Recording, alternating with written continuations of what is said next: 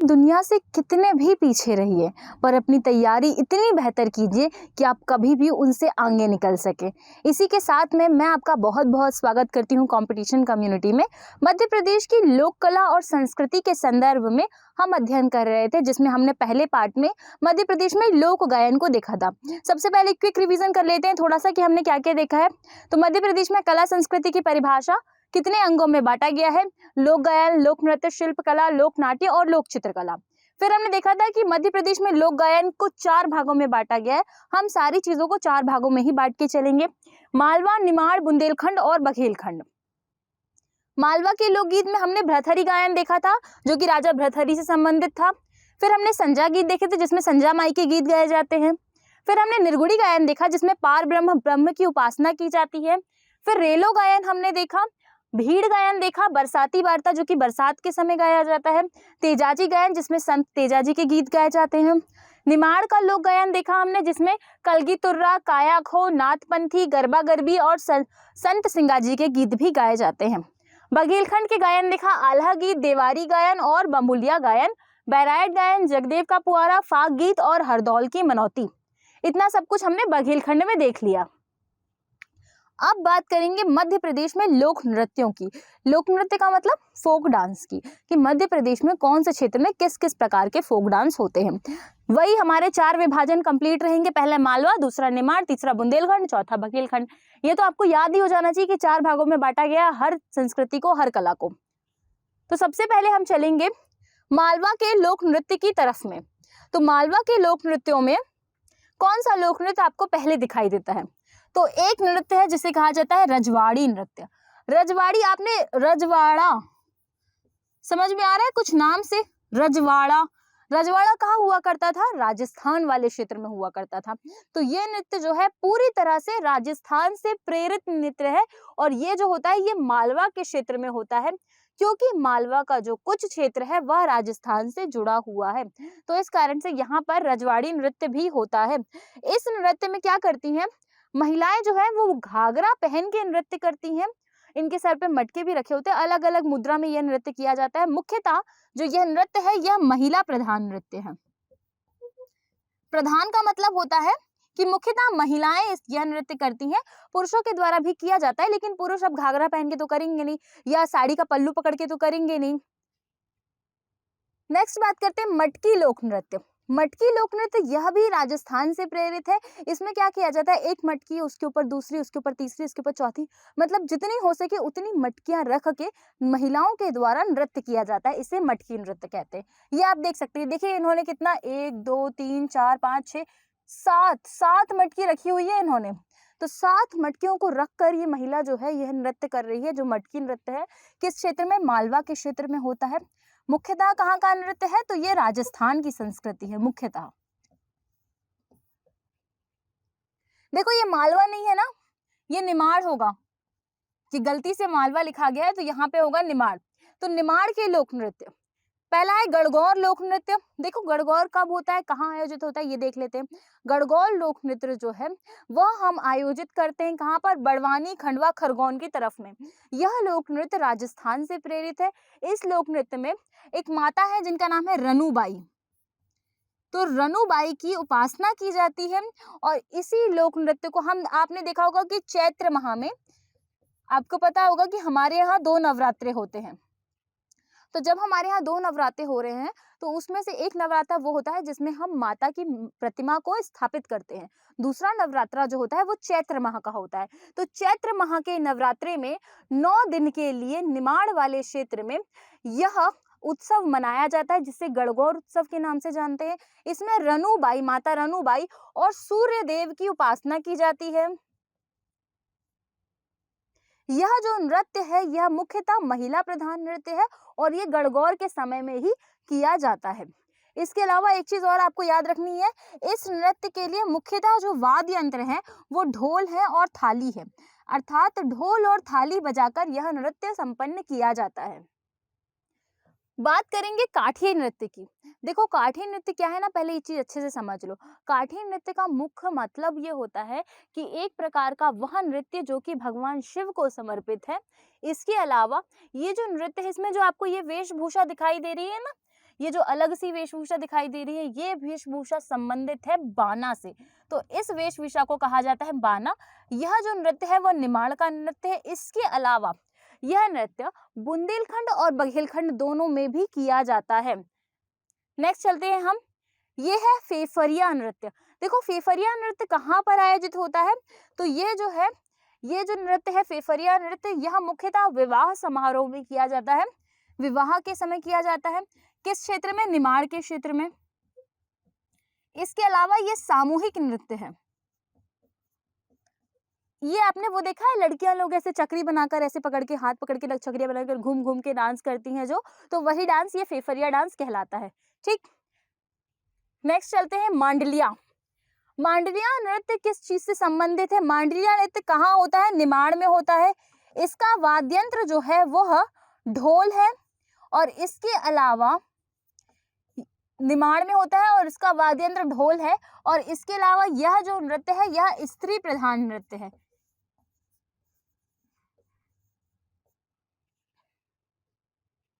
आड़ा खड़ा नृत्य। आड़ा खड़ा जो नृत्य है इसे राजवाड़ी नृत्य के नाम से भी जाना जाता है। एक राजवाड़ी नृत्य हो और एक आड़ा खड़ा नृत्य है। इसमें होता क्या है, देखो आड़ा खड़ा क्यों कहा जा रहा है इसको? आड़ा का मतलब होता है थोड़ा सा बैंड हो जाना, और खड़ा मतलब सीधे रहना।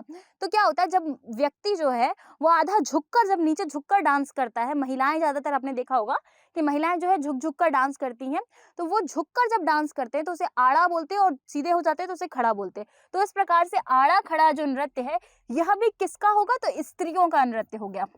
अब पुरुष तो वैसे बहुत कम ऐसा डांस करते हैं, तो इस कारण से यह स्त्री प्रधान नृत्य है। किस क्षेत्र में? निमाड़ के क्षेत्र में होता है। मुख्य वाद्य यंत्र क्या है? आप देख सकते हैं ढोलक, झांझ और मंजीरा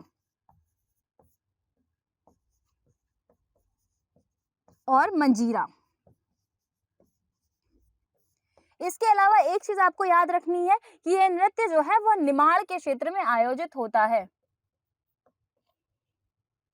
डंडा नाच। डंडा नाच जो क्या है, यह पुरुष प्रधान नृत्य है। इसमें भगवान श्री कृष्ण की लीलाओं का वर्णन किया जाता है, भगवान कृष्ण की लीलाओं का डांस किया जाता है। पुरुष प्रधान डांस है। इसमें क्या होता है, राधा जी भी अगर बनना होता है ना, तो कोई पुरुष भी राधा जी बन जाता है। जैसे कि पहले के समय में जो रामलीला होती थी ना, उस पे हम अक्सर देखते थे कि सीता माता का रोल था वो ज्यादातर पुरुष ही कर लिया करते थे। तो यह पुरुष प्रधान नृत्य है जो कि डंडा नाच कहलाता है। नेक्स्ट चलते हैं बुंदेलखंड के लोक नृत्य। देखो मालवा के लोक नृत्य देख लिए, निमाड़ के लोक नृत्य देख लिए, अब बुंदेलखंड के लोक नृत्य देखेंगे। बुंदेलखंड कौन सा क्षेत्र है? छतरपुर टीकमगढ़ वाला क्षेत्र है। जब हम बात करते हैं बुंदेलखंड में कानड़ा नृत्य की, तो यह नृत्य मध्य प्रदेश के क्षेत्र में धोबी समाज के द्वारा किया जाता है। तो किसके द्वारा? धोबी समाज के द्वारा। किस क्षेत्र में? बुंदेलखंड के क्षेत्र में। इसे कन्नड़ाई नृत्य के नाम से भी जाना जाता है, और इसमें मुख्यतः क्या चीजें वाद्यंत्र के रूप में यूज होती है? तो ढोलक जो होती है, ढोलक और मृदंग का यूज इसमें वाद्यंत्र के रूप में होता है। नेक्स्ट चलते हैं बधाई नृत्य। बधाई नृत्य जो है वो बुंदेलखंड का सबसे प्रसिद्ध नृत्य है। उत्सव में, किसी भी खुशी के मौके में, पुत्र रत्न की प्राप्ति में बधाई नृत्य किया जाता है। यह जो नृत्य है इसमें बांसुरी, आप देख सकते हैं बांसुरी दिखाई देगी हमें, बांसुरी दिखाई दे रही है यहाँ पर। इसके अलावा हमें ये देख सकते हैं हम शहनाई, इसके अलावा ढोल देख सकते हैं हम।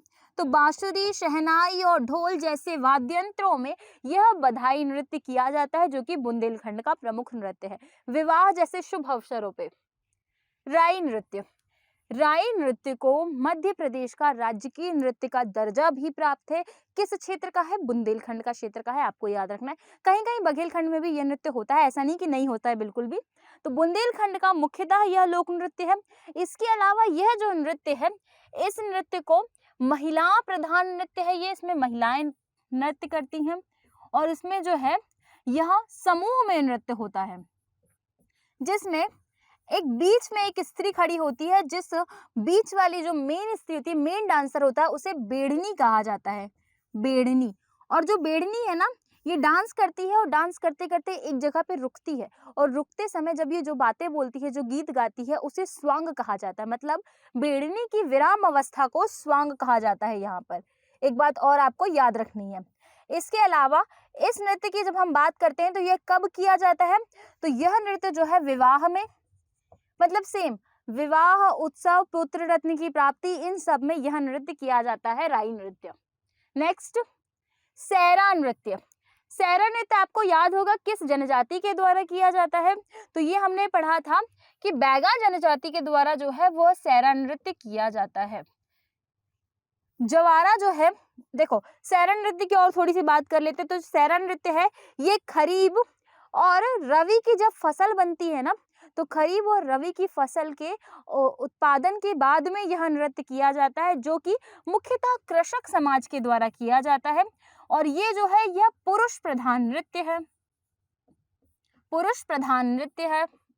इसके अलावा जवारा नृत्य की बात करते हैं तो यह नवरात्रि के समय जब स्त्रियां जवारे को सिर पर रखकर डांस करती हैं, तो वो ये जवारा नृत्य वो है। इसके अलावा एक चीज और याद रखनी है कि ये जो नृत्य है ना, ये रक्षाबंधन के 2 दिन बाद जब हम कजलैया छोड़ने जाते हैं तो उस समय भी ये नृत्य होता है कुछ स्थानों पे। ढिमराई नृत्य।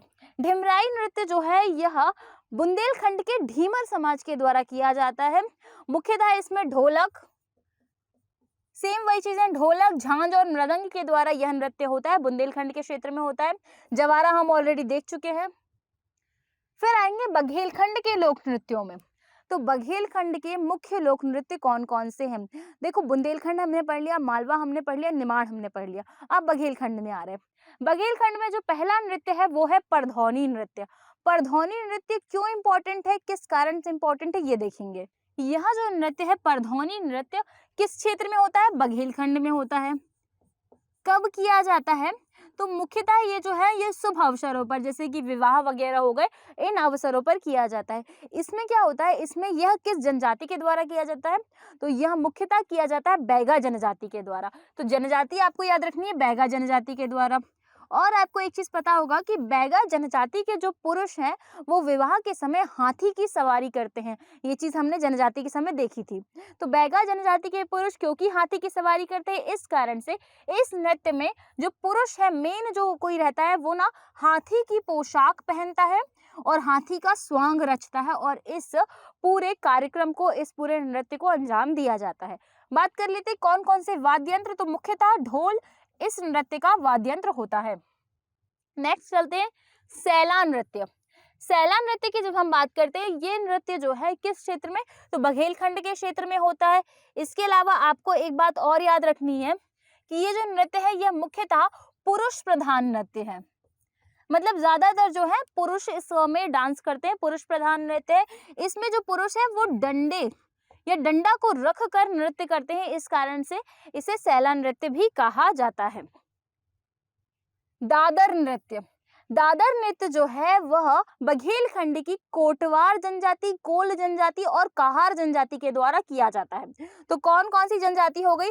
पहली हो गई कोटवार, दूसरी हो गई कोल जनजाति, तीसरी हो गई कहार जनजाति। इन 3 जनजातियों के द्वारा दादर नृत्य किया जाता है। यह नृत्य जो है वह गायन में भी है, मतलब दादर नाम का एक गीत भी है और दादर नाम का एक नृत्य भी है, नृत्य शैली भी है। कलसा नृत्य।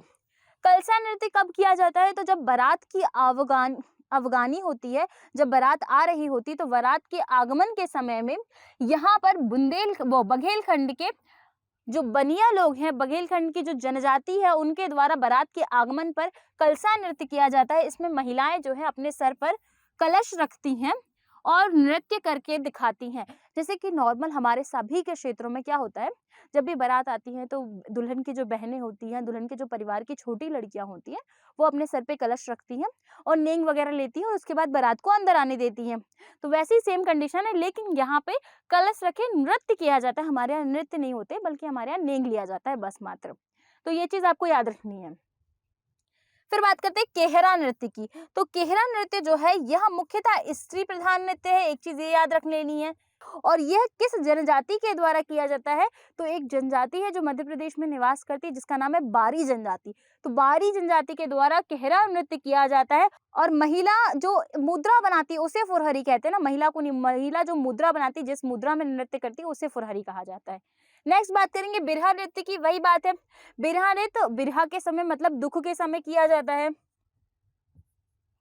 स्त्री पुरुष दोनों इस नृत्य को कर सकते हैं, आप देख सकते हैं।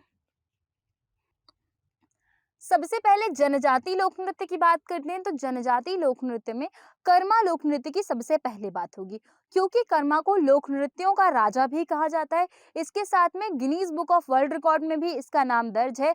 यह गोंड, बैगा और बिंजवार जनजाति के द्वारा किया जाता है। इसके अलावा कोरकू जनजाति भी इस नृत्य को करती है। तो सबसे पहले कि यह जो नृत्य है यह लोक नृत्यों का राजा कहलाता है, का राजा। इसके अलावा कौन कौन सी जनजाति इसे करती है, तो यह नृत्य गोंड जनजाति करती है, इसके बाद में बैगा जनजाति करती है, इसके बाद में बिंजवार जनजाति करती है और इसके बाद में कोरकू जनजाति इस नृत्य को करती है। इस नृत्य को Guinness book of world record में भी शामिल किया गया है। इस नृत्य की बहुत सारी शैलियां हैं।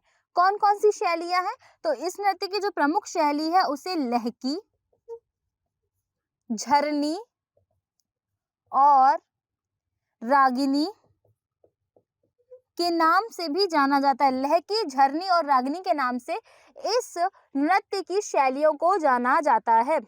इसके अलावा हम देखते हैं कि नृत्य किया कैसे जाता है, तो इसमें जो महिला प्रधान नृत्य है ये पुरुष भी इस नृत्य को कर सकते हैं। इस नृत्य में महिलाएं एक दूसरे के साथ समूह बनाकर नृत्य करती है, जिसमें आड़े खड़े की डांस की तरह जैसे किया जाता है, मतलब आड़े होके महिलाएं डांस करती है, नीचे झुककर डांस करती है और ये एक विशेष प्रकार का नृत्य हमें दिखाई देता है। नेक्स्ट बात करेंगे दशहरा नृत्य की। तो देखो दशहरा जो है यह नृत्य किस जनजाति के द्वारा किया जाता है, कहाँ पर महत्वपूर्ण है, तो यह नृत्य जो है वो गोंड जनजाति के द्वारा किया जाता है। इसके अलावा और जो छोटी जनजाति है जैसे कि मुड़िया माड़िया, इनके द्वारा भी यह नृत्य किया जाता है। सैतम नृत्य, सैतम नृत्य जो है यह भी बहुत ही ज्यादा प्रसिद्ध है। किस जनजाति के द्वारा किया जाता है, तो यह जो नृत्य है यह बैगा जनजाति के द्वारा किया जाता है। इसके अलावा यह नृत्य जो है वह किस उत्सव पे किया जाता है, किस समय किया जाता है, तो यह मुख्यतः विवाह के उत्सव पे, जब लोग बहुत ज्यादा प्रसन्न होते हैं उस समय में किया जाता है। तो विवाह के उत्सव पे किया जाने वाला नृत्य है और सामान्य अगर कोई उत्सव हो रहा है घर परिवार में तो उस समय यह नृत्य किया जाता है, सैतम नृत्य। सैला नृत्य, सैला नृत्य हम पढ़ चुके थे कि बैगा जनजाति के द्वारा किया जाता है और सैला नृत्य जो है इसे डंडा नृत्य के नाम से भी जाना जाता है, क्योंकि इस नृत्य में आप देख सकते हैं पुरुष प्रधान नृत्य है और लोग डंडा लेके डांस कर रहे हैं, तो डंडा नृत्य और पुरुष प्रधान नृत्य। इसके अलावा इसे हम ऑलरेडी उस चीज में देख चुके हैं जब हम आगे नृत्य पढ़ रहे थे उस समय। दहका नृत्य, दहका नृत्य प्रमुख हो जाता है क्योंकि कोल जनजाति के द्वारा किया जाता है। देखो कोल जनजाति के द्वारा कैसे याद रखना है, बहुत सिंपल सी ट्रिक बता रही हूँ आपको। कोल का मतलब कोयले से ले लो। पहले के समय में ट्रेन में कोयला डलता था, कोयला दहकता है, कोयले से आग लगती है, बस तो फिर कोयले से दहका नृत्य आपको बहुत इजीली याद रहेगा। दहका, तो दहक गया, किससे दहका, कोयले से दहका, तो कोल से दहका, तो कोल से दहका, कोल दहका, कोल दहका, एकदम इजी ट्रिक है, एक बार याद कर लोगे हो जाएगा। ठीक, तो कोल से दहका आपको याद रखना है। तो दहका नृत्य कोल जनजाति से संबंधित है। डोहा नृत्य, डोहा नृत्य जो है वे विवाह के अवसर पर किया जाता है। इस नृत्य में आप देख सकते हैं विभिन्न प्रकार की आकृतियां, थीम वाइज होता है, मतलब एक थीम बनाई जाती है इस नृत्य को करने के लिए डोहा नृत्य के द्वारा। अब अगर हम देख सकते हैं कि धनुष रखा गया है, तो धनुष जो प्रिय जनजाति है वो कौन सी है जो कि धनुष रखती है, तो धनुष रखने वाली जनजाति है भील जनजाति, और धनुष रखने के कारण ही इनका नाम भील पड़ा है। आपको पता होगा बिल, विल्लुवर, ये दोनों शब्द धनुष से मिलकर ही आए थे। तो धनुष रखने वाली शिकारी जनजाति भील जनजाति के द्वारा यह नृत्य किया जाता है। किस अवसर पे, तो विवाह के अवसर पर। गरबी नृत्य, गरबी नृत्य ना हल्का गरबा के जैसे, तो गरबा गरबी नृत्य हमने ऑलरेडी कवर कर लिया है कि गरबा गरबी नृत्य किस समय में किया जाता है।